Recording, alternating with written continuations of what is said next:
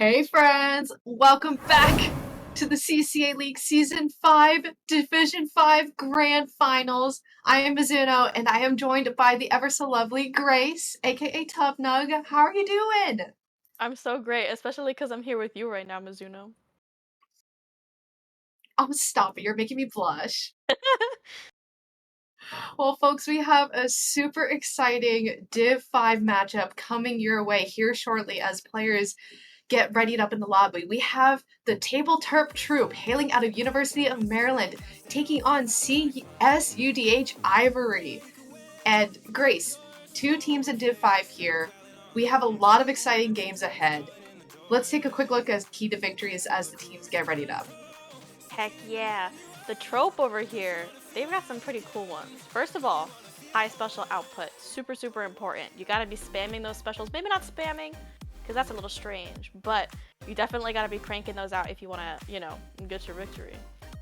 Getting the most out of individual plays is also super, super important. Being able to capitalize off of your slayers, especially if somebody pops off, you gotta be there to help them. And most importantly, arguably, having fun and focusing on improvement. So, so huge. Having a good mental going into any game, but especially grand finals is so huge. But what about Ivory here, Mizuno? Yes, taking a quick look at Ivory. I really love this point about knowing when to back each other up. And that's going to play into their second point with effective callouts. They're going to really need high communication if they really want to be effective on that first point. So two keys there that are going to go hand in hand. And I really like this one lately because you got to get locked in. You got to stay focused and stay in the zone here. And that mental is going to be so important heading into a best of 9 matchup, Grace, which is insane to me because that's a lot of game to play for these college teams. Definitely. Mizuno, we got some. First of all, these teams are awesome. I'm so happy to see them here right now. They've been doing super, super well. Just look at their win percentages here on these modes. A lot of them are pretty high, with Trope having 100% win rate on tower control. That's Yes. crazy. But something really interesting about this match specifically is that this is one of 2 rematches in grand finals here for Div 5, at least. Because at one point, Trope went 4-0 over Ivory. It was in week 4 of this season. So they must be friends or enemies. Or they just know each other. Right, exactly. And that relationship already is really important, right? Because that means you could argue that the troop has a little bit of a favor, a little bit of an upper hand versus CSUDH Ivory. But I don't think that means that you can completely dismiss Ivory out the gate, right? I think there's still, um, even heading into this and that preparatory mindset, I think there's still a lot of chances where Ivory can kind of surprise the troop. And again, like you said, this was a week 4 rematch. It's been several weeks for these teams. I believe week 4 was back in the middle of April. It's been about a month. So a lot can happen in the span of a month, and that means these teams have room to grow. Indeed, indeed. First of all, finals have come and gone. For some people. Not for me, though. Love Drexel. For sure. Oh, Mizuno, are you what? You didn't know? I'm surprised. Oh, No, no, finals yeah, are still it's going? well, we're in Drexels are 10 weeks. I'm going into week 8. So, yeah. Man, that's impressive. I've seen so many like graduation commencements that have occurred, people wrapping up finals like 3 weeks ago. But quarter system, 10-week system, right? Like those differences do happen. Yeah, I'm still here. Everyone's, having a good time in summer. Oh, I'm still here, and I will be here during the summer. But to back to our point though about this being a rematch, I think that goes to show that Troop might be going into this a little bit wary because they know that Ivory knows what went well against them. They know their game plans, kind of. They know each other's game plans. But specifically with the Troop, their game plans won initially. So Ivory has a lot more material to go off of to know how to counterplay it. Right, exactly. And that really kind of gets into the play of right all the growth that both of these teams have had over the past couple of weeks alone. and just the history of that both of these teams have is going to really come into play as we head into game number 1 of this match, being zones on Hagglefish, which is really interesting because as the stats show here, Ivory only has a 44% win percentage on zones, which is insanity to me. That, sometimes you just cannot get down with how stationary, I mean, not even stationary, it does not move. The objective does not move. It is smack dab there. And you will suffer if you can't paint it. So I'm interested to see what their comps are going to be going into this, because naturally I'm assuming right now maybe they go for a maybe less paint heavy kind of comps here. I mean, Anchovy over there, I'm pretty sure they're going with Dynamo. They had 3 Dynamos on their banner here, but other than that, what are we looking at here, Mizuno? Folks, game 1, TableTerp Troupe in the orange, Ivory in the blue. Besides that Dynamo that you called out, Grace, I'm seeing a familiar comp, knowing that Jin is a classic on that pencil. That's a really comfortable pick for them. Totally not surprised there. Meanwhile, on the side of Ivory, a Blaster Forge combo supporting a Hydra and a splatter shot. I'm very interested on the paint output on the side of Ivory. I'm wondering how that's going to play out. I think we see why their win percentage is a 44% so far, but that's not to get them out of the game so far yet. We're seeing a lot of 1v1s with this range blaster. They're putting in a lot of work so far, but the members of Ivory are having trouble capping the zone, going 2 down as of right now. Those chumps are coming out, Mish just fighting for their life, trying to run away from them, and Troupe is looking pretty good so far. Actually, as I say that, they are going to go for it.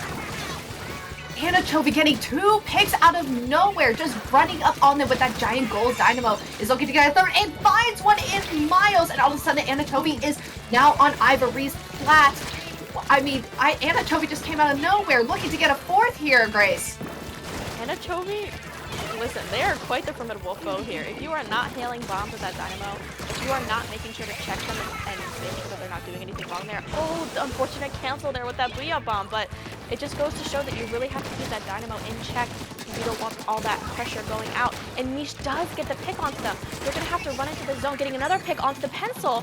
Hopefully going to be able to cap it or paint the zone, neutralize it. But they can't, Mizuno. They were fighting that battle alone. And the first game is going to go right over to Troupe. Pretty well, Right, and I think that all had to do, guys, on Anchovy there, right? They had a lot of room to work with, and if a Dynamo gets on your flat, I feel that's going to scream alarm bells on your head, right? Because I'm not sure Ivory's comp was able to utilize the space and bombs to kind of shove that Dynamo away, right? I felt like the comp was a little bit awkward to kind of fighting against a formidable foe, like you said. Yeah, and Dynamo is such a specific matchup as well. I mean, Anchovy knows their way around it. Like I said, 3 of them on their banner. Like they're a Dynamo fan for sure. And I hope we get to see it a lot throughout this set. I hope it wasn't just like not a throwaway pick, but kind of one and done or niche pick for them as a team. But their comp was pretty well paced around it as well. I'd be interested to see if Ivory does something to change it up or maybe adjust their play styles, hail more bombs at them to try to fight the Dynamo a little bit more, because as we saw, it was definitely a big presence and why they couldn't quite get the zone. Right, exactly. Well, folks, get readied up in the lobby here. Let's talk a little bit about the history of these two teams, right? Starting with TableTerp Troop, to kind of play off a little bit of their time here in the CCA. The TableTerp Troop made Division 6 playoffs last season in season 4. And with their very clean record of a 7-0, they were able to make a very seamless transition into Division 5 with only dropping one singular game during their time in season 5, which is pretty impressive, Grace, I would say. For sure. I mean, we saw those win percentages. It, it goes to show how awesome they are. But Ivory as well is very, very awesome here. They made Div 6 playoffs last season, so this is not their first time here in season 5 in Div 6, or excuse me, um, not their first time in playoffs here, rather. Last time being in Div 6, but Had a very very strong season as well. I mean, we see they've gone 6-1, and they have improved a lot since then. Happy to see them here in Div 5. Both of these players, I mean, they've probably known each other for a long time, being past friends there in Div 6. Right, exactly. Grace, we're heading into game number 2 here. And taking a look at these comp adjustments, we're only seeing, I think, one blaster change on the side of TableTerp Troupe, but we're seeing a lot of changes here on the side of Ivory with wielding that not quite a 4-gun combo, but a very heavy prominent shooter combo. And I see that switch there, I mean, to the junior. That is going to be huge with bomb pressure. They had all swim speed up, which I do applaud you there, Danny, for that pick, but it just goes to show that they saw that threat within the Dynamo, and they're going to pick up on it. And Mish here is going to get a triple right off the bat, helping them push up the tower a little bit, but they still have another foe here on the left with that pencil. How are they going to deal with it? Great plays from the side of Ivory with Danny on that junior, allowing Mish to get that open opportunity to get those 3 clean picks. And Grace, all of a sudden, Ivory is down past their first checkpoint, and Mish gets 2 more spots on top of that, and they're already reaching that last checkpoint, Grace. This is a huge turnaround here for Ivory. Huge for them. They definitely saw what went wrong that last game. They're really great at maneuvering around the Dynamo this time, I would say. They're throwing a lot of bombs at them. They're zoning out the players so that they don't quite get into unfavorable matchups. We see Mish here putting in a lot of work. That wall as well is super helpful in helping them pick up these fights here. Hopefully we see another Blaster 1v1. Nope, they get taken out, but we have been seeing a lot of them here. Anchovy's going to get taken out as well and make that another 2-down situation for the Troupe. And Ivory's just going to make another push.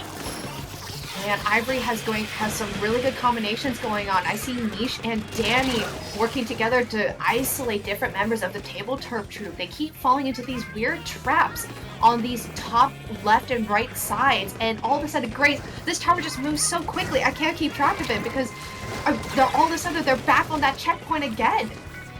Like you have said many a times, Mizuno, that tower is moving like butter. Like, it is smooth going right over there. But the members of the Troupe are still able to get them before they can start taking down on that last checkpoint, which goes to show that they have a very good comp that can stop pushes, and maybe they're having trouble starting them though, as they haven't really touched the tower quite yet. Right, exactly, and that tower touching is huge, right? Because they need to get some sort of momentum going. But it seems like every time, like you said, every time that they seem to just put a finger on it, just lightly graze it, all of a sudden, Ivory just slams into their face and denies that entry. Anchovi getting a nice trade there, but falling victim to a bomb as Danny on this tower looks to get a trade off of it, and once again the TableTerp Troupe is just able to hold them at this line, but they can't just push past mid at this point. Miles here winning that Blaster 1v1, getting another pick onto Anchovi, that formidable Dynamo once again. We see Jin here on the pencil trying to put in some work, trying to get some tacticalers out to help their teammates here, but Ivory is still pushing the tower despite the barrage of players running onto it here. We see the Zuka pop from the tower, but this bubble is just going to negate, I mean, any push that they were going to have. I really like seeing Jalen on the tower here and providing that pivot moment that Ivory really needs for this tower to get it just a little bit further, right? Being able to use that back though in a pivotal moment like this, Grace, is going to be huge because they're once again at this tower, and Jalen is using this really good vacuum here to get a really nice pick. And there's just a lot going on right now in Ivory's favor, and now the Troupe is down 2 members. Ivory's hold here is so successful. I saw Jalen there smooth on the tower. Jin has locked onto Mish there because of that the marker showing their location, and they're trying to get them off the tower, but it's very difficult. Despite them on paper having the tower back, the members of Ivory are not giving up any mid space, which is so crucial. It's just Anchovi here alone fighting with Danny here on the side, but the members of Ivory are ready to follow up on them. Right, exactly. It worries me a little bit that the Troupe seems so isolated and scattered right now. But there's just so much ground to cover. And with this echolocator going on, with Jalen on the back in a really nice spot, Grace, they have finally blasted through this last checkpoint as Ivory is looking to take this tower back on home and clear it. Grace, that's game number 2 now in favor of Ivory, tying up the match 1-1. A turnaround and so many adjustments we saw from Ivory. The comps themselves were different, but their playstyles were really different as well. Maybe it was the paint from the junior, the bomb spam that enabled them to push up a little more, but they weren't playing as hesitant and scared as they were. And they definitely weren't as scattered as we saw them into that first game. It was like they switched places there. Ivory's hold was pretty much, they were on it. I mean, the entire game, it felt like. Yeah. No, exactly. I love how you keep pointing out the junior because I know how much you love the junior, first of all. But second of all, I think that was such a really good adjustment because that allowed Ivory to breathe and move a little bit more. You were able to see how Jalen and Danny were able to move a little bit more in instead of just Mish. We were able to see in the first game you saw a lot of just Mish just running and gunning it.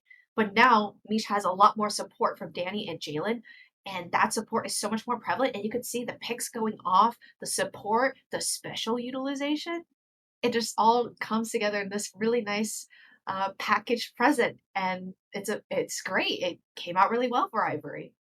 Yeah, and I mean, you mentioned a lot of the members there on Ivory, but Miles as well on that blaster. They were putting in a lot of work. They had a lot of, the AoE combos really well with Junior, the bombs, everything like that.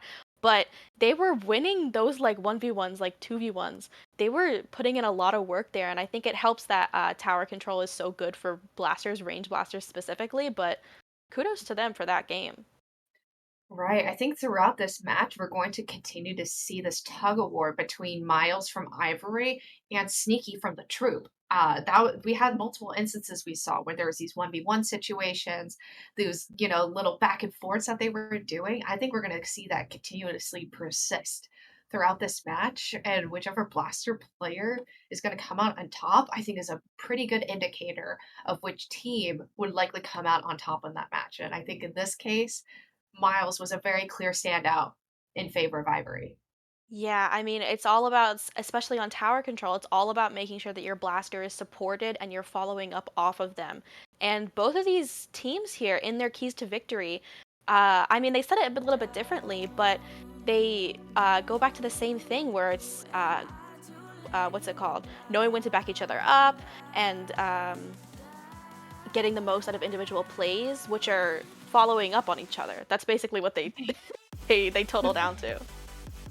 Right, exactly. I think that is such a good point because it's that domino effect, right? Taking advantage Hmm. of the really good plays that come in, and instead of letting that go to waste, you try to maximize it and capitalize it. That's what's going to make those teams successful. And Ivory in the second game, they were able to capitalize some great picks that Miles was able to do. I believe it was Jalen on the 96 gal with the vac, taking advantage of the getting Hmm. the vacuum on Sneaky on that one play. There's these individual moments that they were able to capitalize on, and Ivory, they can continue on that and stay locked in. I think they can continue to run away with this match and kind of surprise the troop a little bit.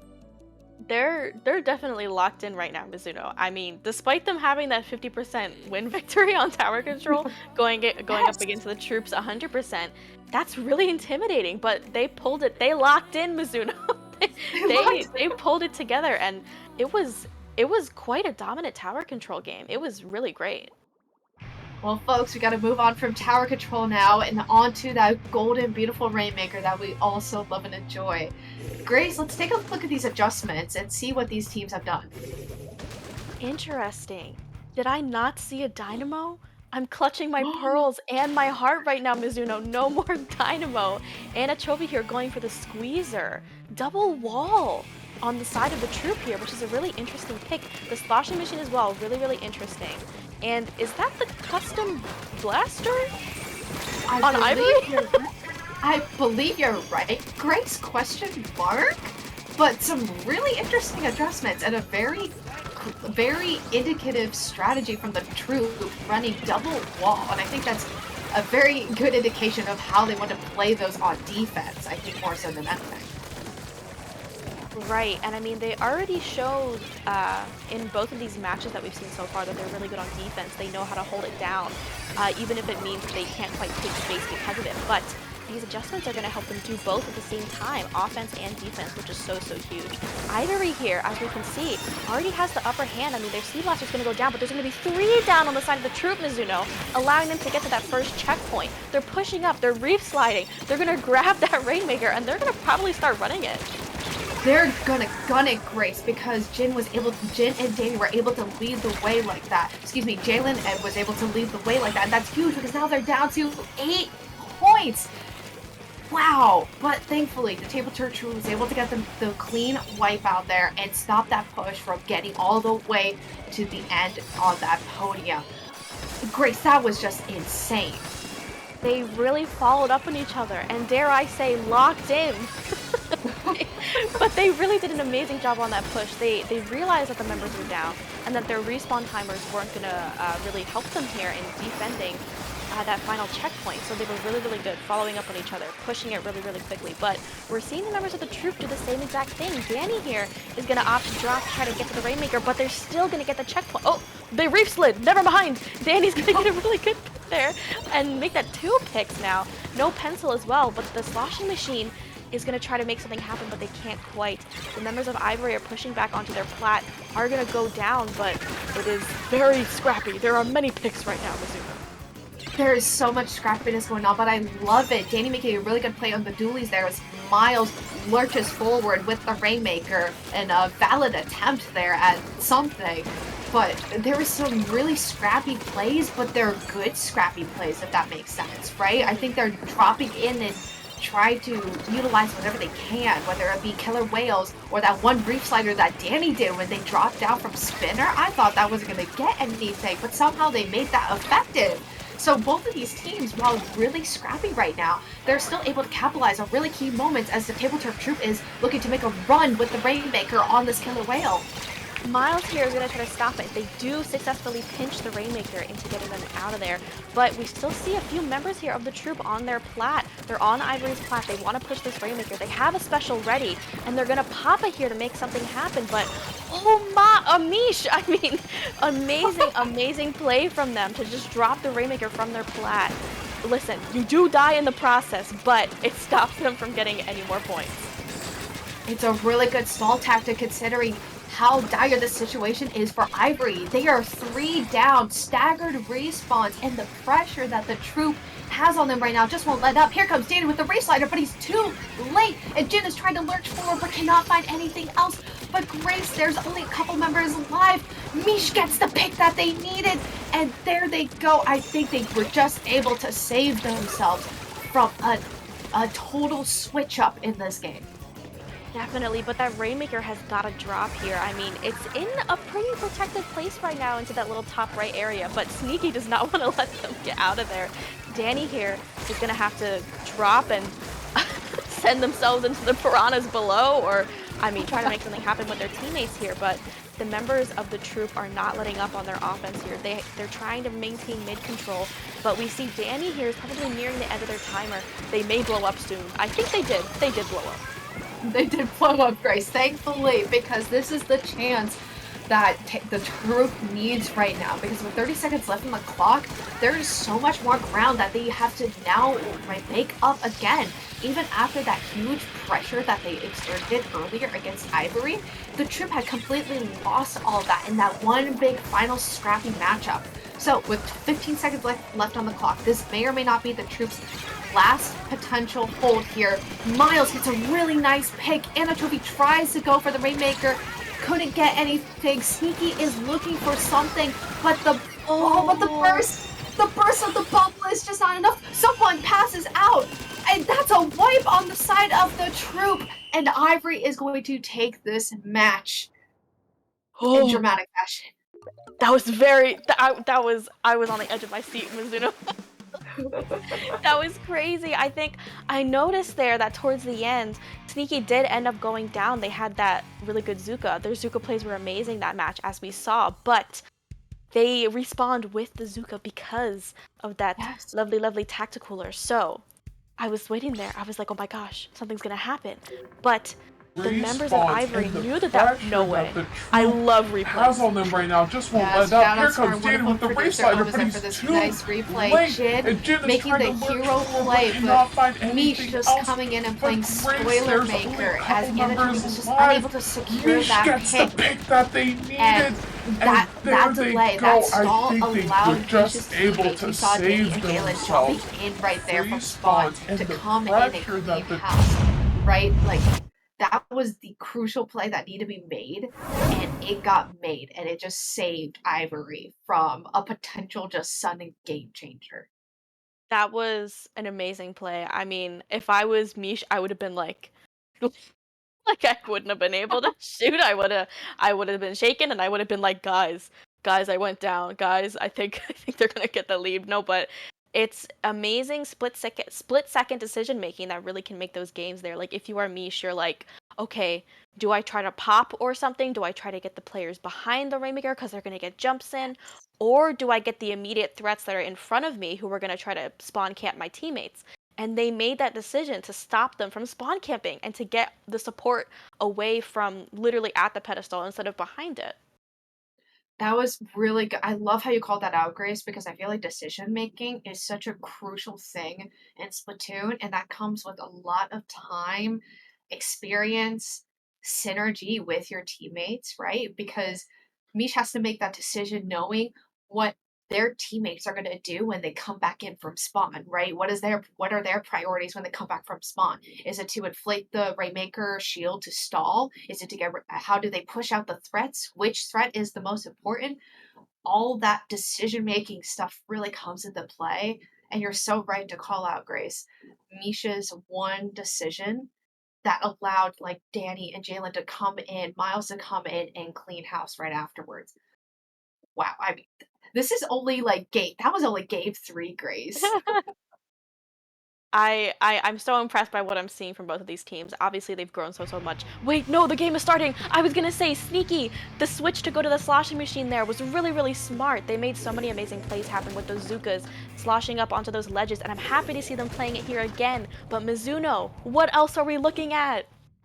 Oh my goodness! So a TableTerp Troupe, just a slight adjustments here. We see the Miles back on the blaster, Mish on the gal. I like Danny here on the Tetra on the dueling pick here. This is going to be some Oh. solid gameplay as they unfortunately go down immediately. Oh. Oh my goodness! No, nothing could be done there about that. I'm so sorry, Danny. Oh, sorry, Danny. At least you're killing it in most of these other moments that we spectate you in here, though. Jalen here, amazing Zuka. They were able to get sneaky there onto that sloshing machine. But the members of the Troupe have really good map pressure right now. It helps with that pencil, laying down a bunch of paint, and also going to be able to crank out those coolers to help their teammates to come in even faster. Thus is the pencil meta right now. But the members of Ivory are coming back in. They're going to get 2v... Oh, it's the 2v2 now, make that Mizuno. And, and Jalen's going to go down as well. What the heck? It's gonna go down to Danny because there's just all this back and forth. But all these like domino picks are gonna really come to effect, right? Because clam economy is so key here, and no team is gonna have clear control of it if these one-off picks keep happening, right? Thankfully, though, the Troupe finally is able to drum up a ball in some way, shape, or form, and it looks like they're trying to wait for some folks, a little bit more room, a booyah popping off, not able to get too much room there. Here comes Anatomy getting a pick on, it looks like Jalen there is able to get a little bit of help on Danny, so Jin is looking for the right moment to strike. Ooh. And I mean, hopefully that moment's gonna come here, and they are... No, the wall! The splash wall doesn't let them get that ball in, but one of their teammates is gonna get that ball in, but they're gonna go down in the process. Jin and Anchovy trying to hold down the fort, allow for some more claims to get in. Gonna get an amazing pick on Miles there. No AoE attacks coming in from Ivory quite yet, but Jalen here, they do not care. They're coming in, they're trying to get some picks. Schmeier's fighting over here, gonna win. Not really win, but I guess trade out there with Danny there. But I don't think any more claims are coming in the meantime, Mizuno.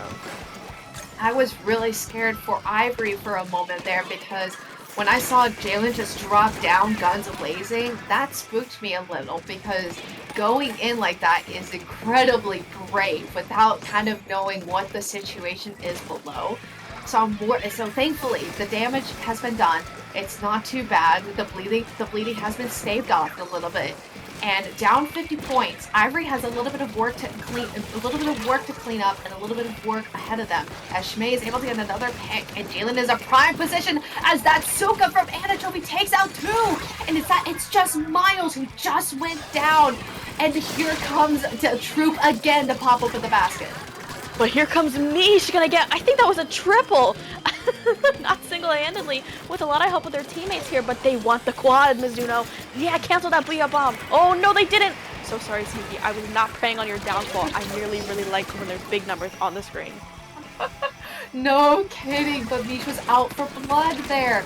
Or paint, as you would in Splatoon. Nonetheless, the Troupe has done a ton of damage right now to Ivory. Just if they're able to continuously pop open that basket and chip away at that penalty, that's still going to be a lot more work cut out for Ivory. As Shmei is able to get a really nice pick on that Zuka, and the Kohler is popped, and Ooh. that's the wipeout!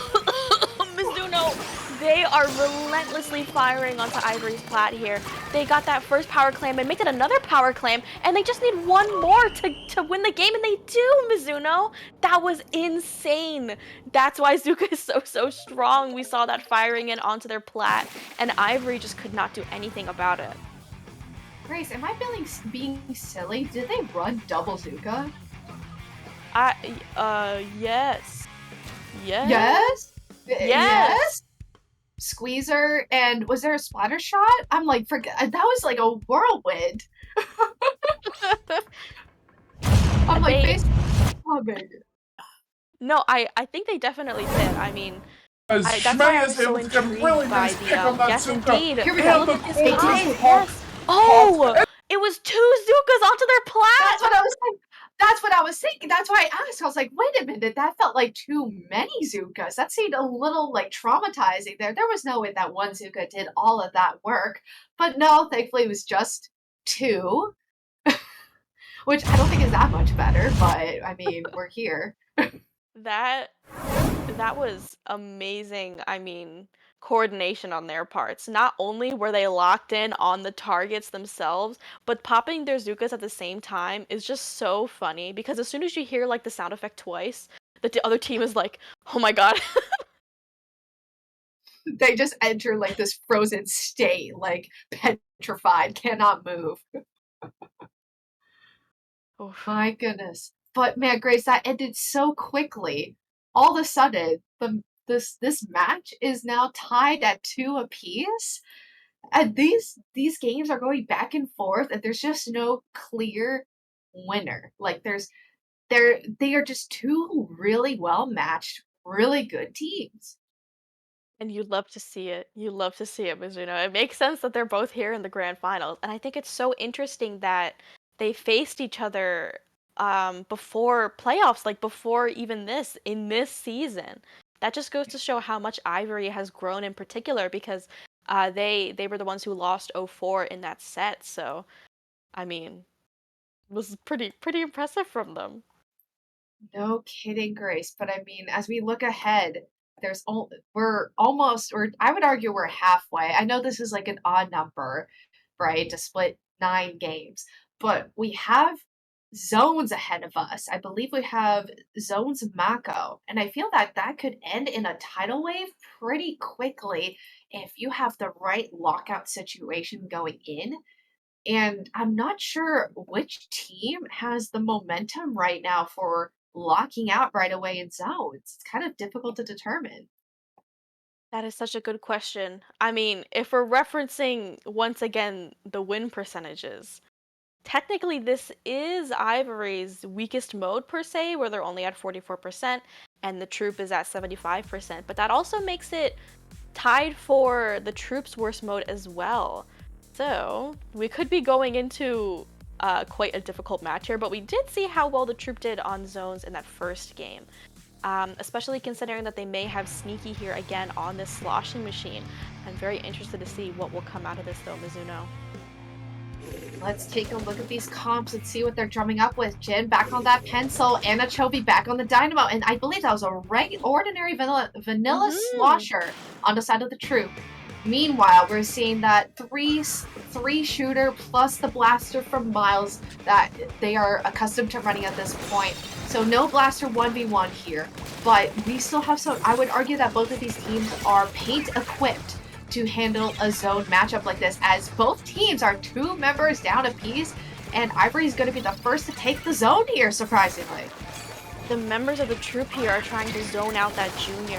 So much paint output, so much bomb spam output as well. Just a lot of pressure that can come out of them, especially if you can zone them out, get them alone, make it into a 1v1, which Anchovy does here. Danny's going to go down. That is a huge source of their paint, and it's really going to help them lock out here. Jaden's going to go down to Sneaky here on the slosher, which is such an amazing pick here for Mako Zone specifically, and I'm happy to see it. No kidding, Grace, because this clock is winding down very quickly for the Troupe now, just about to pass the halfway point with their zones, with their zone securement here, as 3 members are down right now for CSUDH Ivory, and Anchovy is not letting up on this picks. They are coolered up. There's Azuka online for the Troupe, and this is a really good situation for them to just dust their hands off and just call the game here. Sneaky is going to get such a crucial... Oh, make that a bomb kill there onto the Dynamo. Miles here is going to go cap with that splashdown, which is so huge. And now it's time for the members of Ivory to get into their little lockout positions. Although the members of the Troupe are ready, probably because of the cooler, are ready for them to push into them. Right, exactly. And this is a really good position point for Miles here, as I do see, oh no, 2 members go down. Right as I say, Miles was in a good spot being secured by Jalen. They both go down on the opposite sides of the map here, and the Troupe is able to take back control of the zone here, and Sneaky is putting on a lot of slosher pressure here onto this ledge. It's thankfully going to get taken out by Miles coming back from spawn, and the zone is being contested as both of these teams are looking for very key, crucial picks. Miles here sneaking up on this ledge, getting an amazing trade there on Anchovy. That's a lot of their pressure onto the zone. Jin here on this Spencel's gonna opt to back up, but Mish doesn't want to let them. I don't know how that fight's gonna turn out in that corner over there, but over here in the zone, the members of Ivory are together as a unit and they're fighting as one, basically. I mean, they have both of these sides covered, and finally their score is starting to tick down. They're getting these points. That penalty has been lifted, and the members of the Troupe are trying to get back in, pushing in maybe with those chumps, with those strikes, but the members of Ivory don't want to let them in. Right, exactly. 2 members go down on both sides, but the Ivory still has control of the zone. Here comes the Zuka though, but I'm not sure if that was at the proper moment. Danny is still alive right now, just churning out paint because they're the junior. They are the paint output in this composition.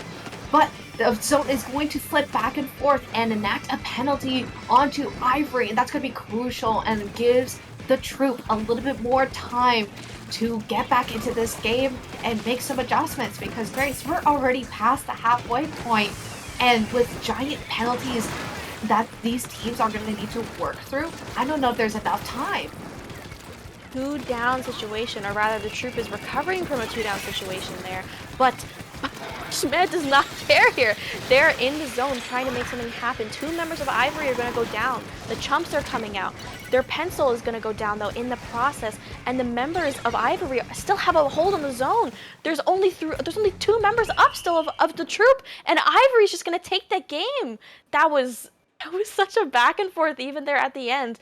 The Troupe threw all of their specials there at that zone, around the zone. They were pushing in together, but I think the members of Ivory, I'd have to watch that replay, but I think they just kind of let them do it and then collapsed back in on them. Grace, you are so right on that, right? I think they were anticipating that moment and just allowed it to happen, right? Not allowing them to capitalize on so much pressure and so much force, right? If you're going to toss the whole kitchen sink, just dodge the kitchen sink, I guess. Just let it hit the wall. Don't let it hit you, right? And you're exactly right. I pointed that out. I think Ivory just allowed just a little bit of giveaway. Like, all right, fine, you could just go ahead and take it. Just go on ahead. But we're just going to take it right back. They had the power in their hands to do so. Wow, Ivory, they just what happened to zones being their weakest mode? What happened there? I know, they're having such a swift turnaround here. And again, this is looking really, really great for them in this set. I mean, going 3-2 currently against the team that went 4-0 against you in, the like group stage, that must feel really, really good on their end. And I hope it's helping their mental as well. But I wouldn't count the members of the Troupe out just yet. That was a really, really close finish. And maybe some of those minor plays, like maybe they should have staggered their specials more or something like that, that would have kind of helped them clutch up the end of that game there, because they were still in it till the end. Like, I didn't know which way it was going to go until it ended. Grace, I love how you call that out because that is still something as a player, I feel like I'm still working on, right? Staggering specials. That domino effect is going to be more amplified if you're able to stagger them and then capitalize on each and individual one rather than, just throwing the whole kitchen sink at it and hoping for the best, right? And I think just like exactly like you said, right? I think just staggering just a little bit more and kind of playing into that momentum and allows them a little bit more time to get in and figure out what to do with those specials, I think would be a really good adjustment and a simple adjustment rather that the Troupe can make and really maximize on, especially if you think about the weapons that they run, right, Grace? With Cooler, they have Zuka combinations, they have they have specials to work with, and it's just finding the right sequence of getting those specials online and activated.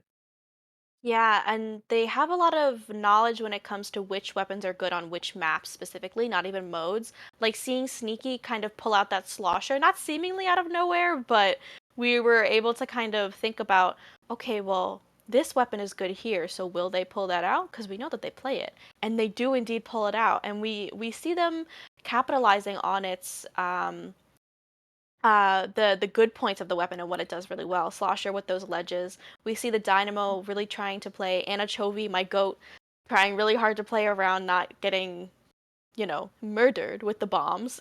We see them putting out a lot of paint, a lot of pressure. And it's just kind of about those minor adjustments, like we were talking about, in helping them clutch out a victory here. But Mizuno, drum roll please. Although I do not have a drum to roll, but looking at these comps here, Jin on the splash. Is that the first splash we've seen of them? I I believe so, Grace. Because I think Jin has been running the pencil all throughout this match, and as per usual, Anna Toby defaulting to that Dynamo, which makes complete sense. And Ivory, I think they found the combination that has clicked with the junior paint output, with the killing power that the rest of those weapons have with the gals and the blaster. Ivory, I think, is going to likely stick with this composition for the remainder of the match.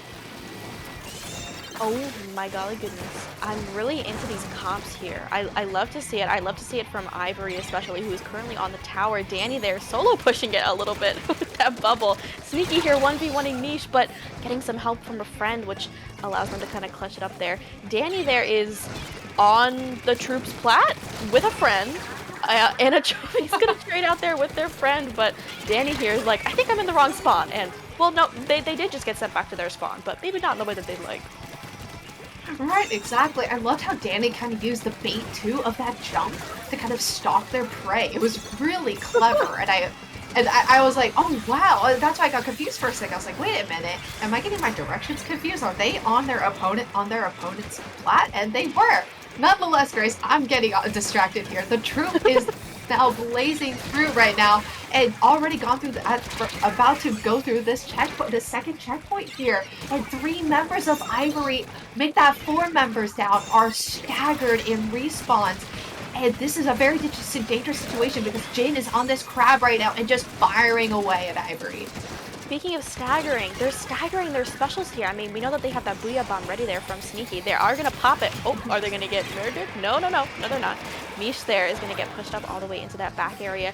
Sneaky opting to go try to fight them there, but we see Danny here in the bats putting in a lot of work, trying to get another pick there. They did get one of them, but it looks like they've pretty much cleared them out of their plat so far, so good for the members of Ivory. They're going to try to retake mid here, presumably, but they did go one down in the process so far, so the members of the Troupe aren't going to give it up just so easily. They're going to try to back, make something happen, going to get a pick onto Anachovy, so huge here, but again, they're going to go one down in the process. That was a really good vacuum there on the side of Ivory to put a little bit of that pressure to get the Dynamo off of that stack. Because paint is what the Dynamo needs. It just eats up paint like no tomorrow. So really good plays here from the side of Ivory as they're able to get another pick. Shmei is back on this tower with Azuka online. So Ivory better scatter because here comes Azuka with one huge pick. But is going to go down to Jalen. Jalen is going to go down from Shmei, I believe that was, or Anachovy. Who knows at this point? And Anachovy is just going to chill on this tower with this cooler as Sneaky's going to pop this booyah in hopes of making a little bit more room for their teammate. Oh, Miles here is trying to fire onto this tower. They are going to get taken out as such a formidable foe here in tower control specifically. They're really the enemy that you're going to want to zone in here with your pushes. And as we see, the push is going really well for the Troupe here right now. A few of the members are on the tower. Miles is going to go down again, getting rid of their AoE damage once again. They do have the bombs here with Danny, but flat bombs are super inconsistent here on tower. The members of the Troupe here are laying down a lot of paint. They're getting a bunch of picks. The crab, the booyah's coming out. There's going to be a splash wall from Ivory, but I don't think the members of the Troupe really are going to pay it much mind. Right, exactly. I mean, there's just so much happening at this point, and it's just at this point, it's just trying to push forward. Just go. Nonetheless, it looks like finally the Troupe is able to pass this third and final checkpoint as Anachovy is looking to ride this tower. Jalen making an attempt to stop it, but to no avail. And just like that, folks, we're right back at it with this match being tied up at 3 points apiece. Oh my gosh, Grace, I think we're gonna go to game 9. Oh my lord. Listen, Mizuno, I'm always here for it. You already know. But that was such an amazing showing there. I love whenever the players fist bump. I never get over it. I think it's the cutest thing. But similarly to kind of how we saw Ivory go from that first game and then they adjusted, and it was such a dominant showing in that first tower control game that we saw, game 2. This was such a strong showing from the TableTerp Troupe. Like, it was so oppressive. They were in their plat the whole time. They were pushing the tower for forever, it felt like. And while Ivory was able to make some pushes happen, they were able to break out into mid. We saw Danny flank into their spawn for a little bit with the jumps. It was a really fun play. Listen, Junior can be pretty ratty, so I'm here for it, always here for it. But overall, the members of the Troupe were just so calm, cool, and collected, and they were really good at holding those key points and using their specials to get to the key points that they didn't have. And Ivory just was floundering, and they couldn't do anything against it. I think you're totally right, Grace, and I'm wondering if that pivotal change one factor being due to the fact that Jin switched over from that pencil to that splash. We saw multiple times on camera. We both called it out. Jin with the crab, like the key points on the map to push out the members of CSUDH Ivory away from the tower, away from the tower path, and kind of putting out so much pressure. I'm wondering if that was one of the big things that Ivory just didn't account for, because Jin has been just siloed to the pencil for pretty much this entire match up until that point. So I wonder if that was a little bit of a kind of a gotcha moment that the TableTerp Troupe was able to wield out of their back pocket and be like, surprise, gotcha. Especially because they were getting so adjusted to having that double Zuka. Yes. I wonder if especially Danny there, because of that Junior, because of the bubble, they were like going into that game like hyper focused, like, oh, of course they're gonna throw a bunch of Zukas at tower, that makes sense. But Splash specifically, although bubble can counter crab in a lot of cases, it can be difficult if it's paired with a lot of other specials as well, like with that Booyah Bomb, which we saw so many times. But Mizuno, this is so crazy. They're 3-3 right now. Yeah. You love to see it. Hopefully game 9. I'm holding out hope. Hopefully. But I mean, with the way that they're playing, I don't see why not. that, I hope so. And like you said, I mean, it would make a lot of sense given how even they are right now. But We're gonna go into, dare I say, another Rainmaker game here. So I'm pretty excited about that. I mean, I know both of these teams with their win percentages are pretty much even for Rainmaker. Like it's 88 on the Troupe versus 89 on Ivory. I mean, it could be anyone's game, and judging by that first Rainmaker game that we saw there, it's definitely anyone's game. Right. I think the Troupe is a lot more, I don't want to say, what's the word? Not forgiving, but a lot more flexible to kind of their composition changes, right? We kind of saw the adjustment with Jin making to the splash, or we saw Anchovy backing away the dynamo in favor of the squeezer, and the Troupe running that double wall splash wall combo, right? So Hmm. heading into this game number 7, good grief, Grace, Oh, game 7 here of this best of 9 match. These adjustments, oh wow, okay, double What? shooters on the side of the Troupe, with Jin still on the splash now, backing away from the pencil, and the slosh machine coming out from Sneaky. Meanwhile, Jalen is now on the dually squelchers, and then Danny is now back on the Tetras, the dualies, instead of the Junior. So no more Junior, sadly for you, Grace. I will mourn in private, unfortunately. Miles here trying to get an early pick, although Schmeh is like, no, actually, I'm gonna just get a double on you, and also pop my Zuka and maybe murder your teammates. Not really. Oh, they do actually. They get a huge pick on Jalen, but Danny here with that reef slider is like, no, you will not kill me. Actually, they will. They will kill them, but the members of the Troupe here are ready to follow up on those amazing picks at the start, getting all the way down to the first checkpoint already. It's like a delayed 2 down right now. Jalen is trying to make something happen, but the burst bomb is going to get them. The paint is going all the way up to the checkpoint, and Jin is going to shark around. They're getting huge picks right now, waiting for their teammates to come back in with this Rainmaker. They are going to get taken out, but it's going to get all the way down to 8 remaining, Mizuno. And it's not even a minute has passed. What? Jin is crazy. Stop playing pencil, Jin. Play more splash. That was Free a them. great play. That was such a huge play, and that stall tactic to get not only those key crucial picks, but to just make more paint for the Rainmaker, that additional chip damage, that stalling and that dragging members away effect. I mean, well done from the members of the Troupe. Great gameplay. Nonetheless, though, Ivory saw a lot of time to work with, still game to go, and they're looking to hold this line now because they cannot afford to have these types of pushes again, because that's just going to have to reset their gameplay, reset their mind, and get back to square one. The Miles here is going to go down in an unfortunate fashion, but Jin here is going to clean up there onto Jalen. The Rainmaker is going to be reset here. It's back into mid for right now, but the Troupe are in an amazing spot. They're sharking here beneath them, trying to make some picks happen. Mish is being terrorized here. Burst bombs aplenty. That splash is going to help them quite a bit, but the Crab, the Booyah, and Azuka getting popped all at the same time, but that means that nobody was there to protect that Rainmaker. That is a really unfortunate fumble there. That could have got a really good push going. Right, exactly. Oh, I love how you pointed that out, Grace, right? Because you also have to protect the Rainmaker. You gotta stagger the specials in such a way that you're both shielding the Rainmaker, but creating a path for them, but also trying to be, a menace to your opponents. Miles here with a crazy splashdown play, though, getting a really nice kick there. And 2 members down on the Troupe here, and plenty of blue paint on the map right now as Miles is picking up this Rainmaker. This might be a good chance here as Danny's going to get a really nice pick there. I think it was Schmeh.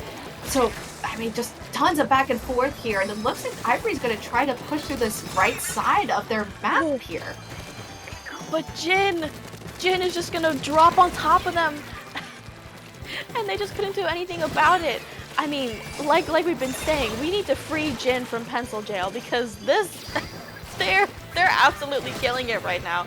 We've been seeing so many amazing plays from them, and their teammates are so ready to follow up on them as well. Amazing team dynamic that we're seeing right now. And Anchovy's going to opt to grab that Rainmaker, very smart as they are on the Dynamo. One of the slower weapons could be harder to support the Rainmaker themselves, but Danny here is running. Anchovy's moving on them. Oh, no, but they still unfortunately are going to go down and make that 3 members down total on the side of the Troupe. This is probably the moment that Ivory has been looking for, an advantage, something in their favor so that they can get the first checkpoint. Danny making some really good plays to allow this window of opportunity to occur, but it seems like there was a little bit of a miscommunication there as they lurched forward to that right side podium, and that reef slider is just not going to be able to be utilized there. Schmeg is getting another good pick here on this right side of the map and diverting players of Ivory away from the Rainmaker as Jin on the Rainmaker now instead, just guns a-blazing, running through this left side path. Gonna get stopped here, but Mish getting two big picks, and the wipeout is able to occur here, Grace, as Ivory is storming back into mid because, Grace, they only have 30 seconds left on this clock, and there is a lot here at stake. A lot here at stake, indeed, Mizuno. Oh my gosh, but the members of Ivory here have a good setup. Mish here running in with that whale, getting one pick, which is huge, but it was a trade. And Chovy here stationing up, trying to be the good Dynamo where they just rain paint all over them onto mid to where they can't push up whatsoever. Jalen here, their timer might run out with the Rainmaker before they can really get a push going. They have a lot of paint around them, and it's giving the don't retreat message. They're counting down like crazy, Mizuno. I think the only option they have right now is to try to lunge forward and purposefully die with the Rainmaker, but since it's overtime, they don't have a lot of time left, and that's just game. And that is just game, Grace.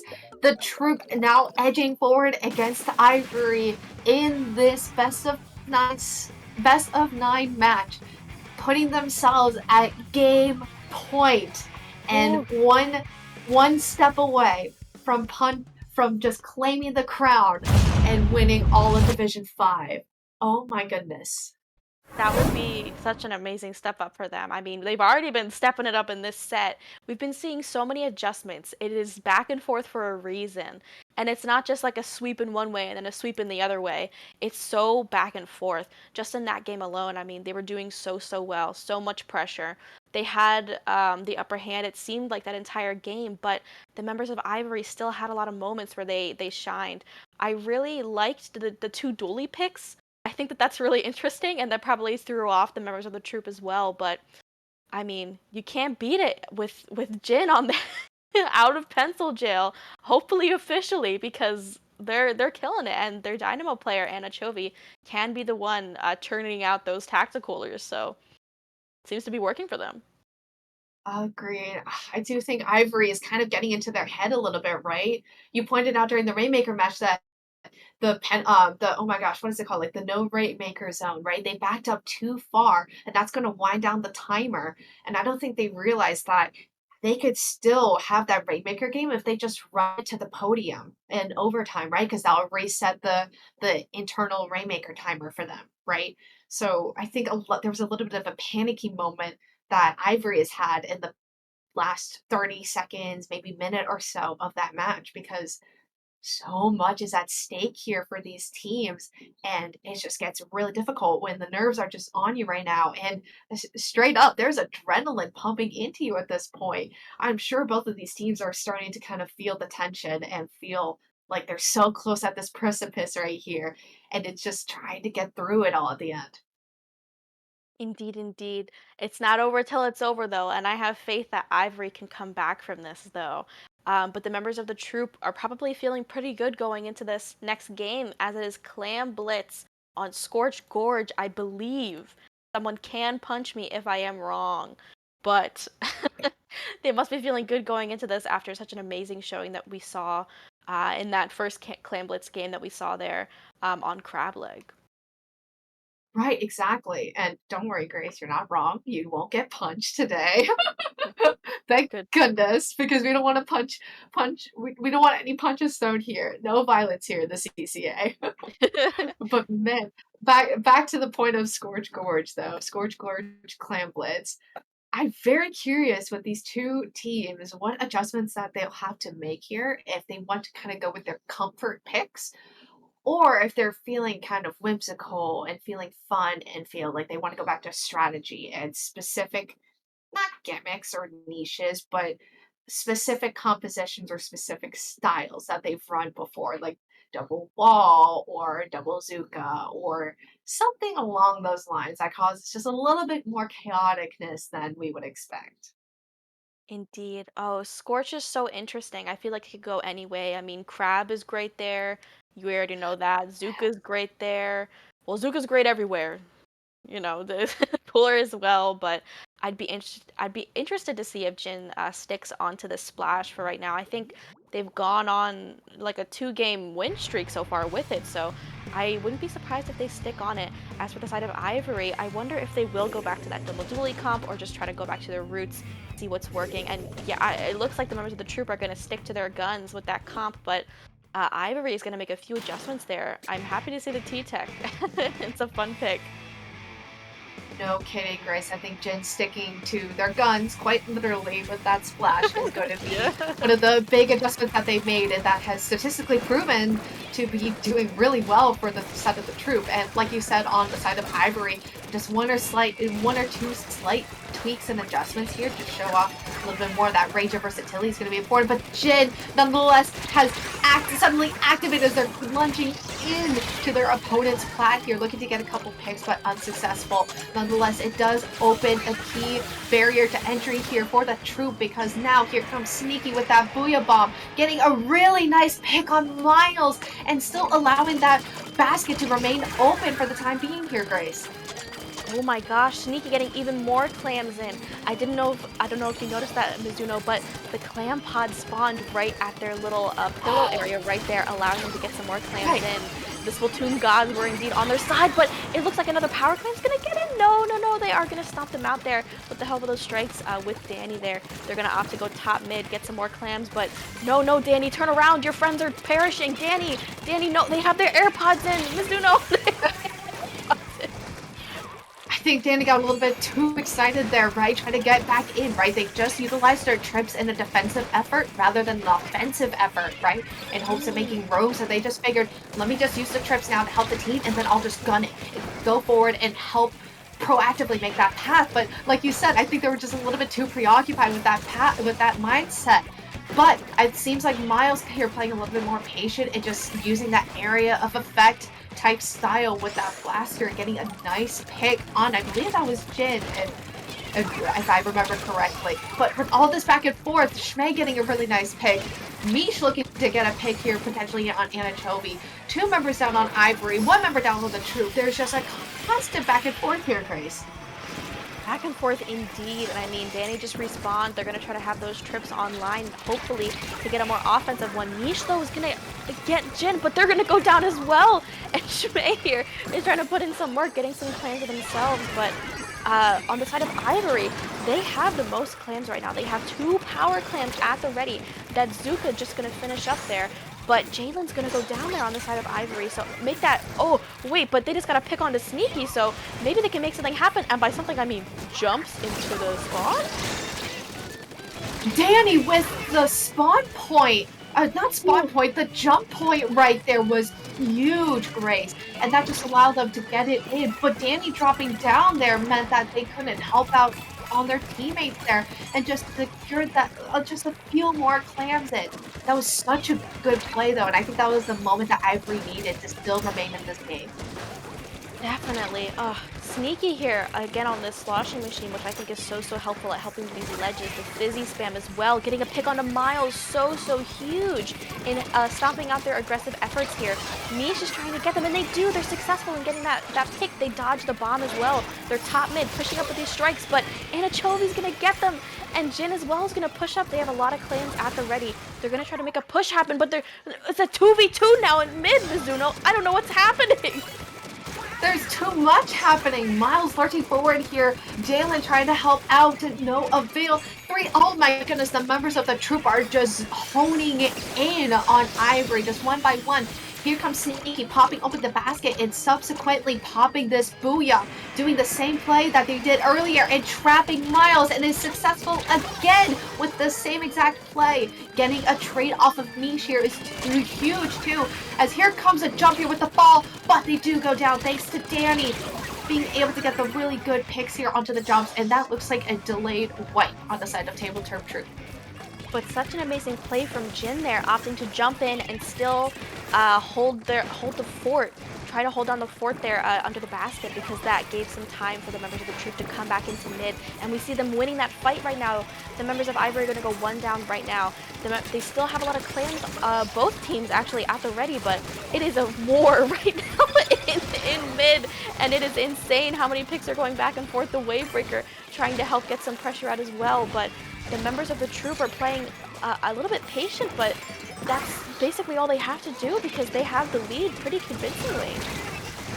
Right, exactly. And Ivory's gonna have to pull something out of their hat of tricks here as the clock is slowly winding down here. Sneaky popping that booyah in hopes of getting a little bit of a stiff arm effect going on. Niche going down after that killer whale is huge. And overtime is now into play, Grace, as Miles is the one holding onto the ball here, but is still back in their spawn. Two members, that was a delayed 2-down situation for the members of TableTerp here, but this is the moment for Ivory to strike. They have to get that power clam in if they want overtime to keep going, but two members are going to go down, and there's no one here to help Danny break out into that basket, and that is game in favor of TableTerp Troupe, who just won freaking tip 5. Folks, you have it here. Grace has broken the headlines. The Whoa. TableTerp Troupe have officially claimed the prize and are your Division 5 winners of CCA League Season 5. Oh my goodness, what a whirlwind of a match. I'm like stunned. That was so crazy. I mean, I can just imagine. I could feel the adrenaline pumping in through their movements and through their gameplay there, especially during that overtime and just the members of the Troupe. We weren't seeing it from their POV, but I could just tell that they were so ready for the members of Ivory to push in on them. They were just like, we can just sit here. Even if we lose this, we still have other games to fall back on. Like, we can take this home. And it just goes to show like their mental must have been solid, first of all, going into that, and also during that overtime, which is just so crucial in really clutching out games. Indeed. But of course, we can't completely forget about Ivory. They completely stunned us and left me shook personally. I think they left us both pretty shook with some fantastic gameplay. And the members of Ivory, all of them, I mean, had so much standout performances, right? Jalen, Danny, Mish, Miles, they all played so well together. And you can see why they're going to be your runner ups for the Division 5 for Division 5 crown for CCA League Season 5. And they represented their school well, and this was a really solid team. There's going to be a lot to look forward to in Ivory in future CCA events for sure. Definitely bright futures ahead of them, both of these teams, and I'm really happy with how they both did. Like they should be patting themselves on the back and being like, even if we lost or even if I wasn't feeling so well, wasn't feeling like I did super great, but we saw those adjustments. I mean, I don't know if they had there must be some masterminds in both of those teams because they were really like, we gotta lock in both of them. They really locked in on their respective games that they won, and it was really fun to watch. And but I'm just many applause to them. I hope they watch this back, and both teams are very proud of themselves.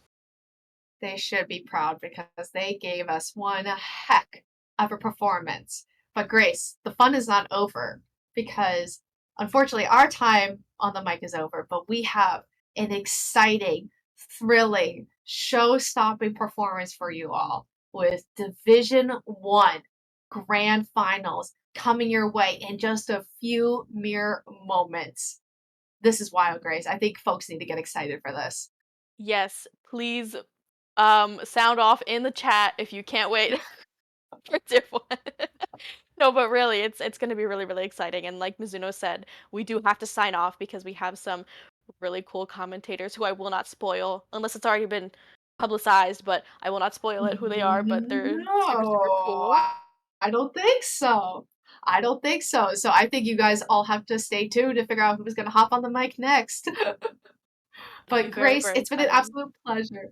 It's been an absolute pleasure to join you on the mic as always. Where can the good folks at home find you? Well, many a times in the SOS help desk over at IPL, but more normally, you can also find me on Twitter at Tubnug, Tubnug. But what else, Mizuno? Where can the lovely people find you? Twitter and Twitch, MIZU_in0. That was a slur of words there, goodness. But mostly, I think it's more important that you all follow the CCA respective channels both here on Twitch and Twitter at CCA_Splatoon. Folks, do not go anywhere. We have the Division One Grand Finals coming your way just a few mere moments. Red Embers, UCSD Esports Gold. You cannot miss it. We'll be right back with a few short moments, and we'll hope to see you all soon with Division One Grand Finals. See ya.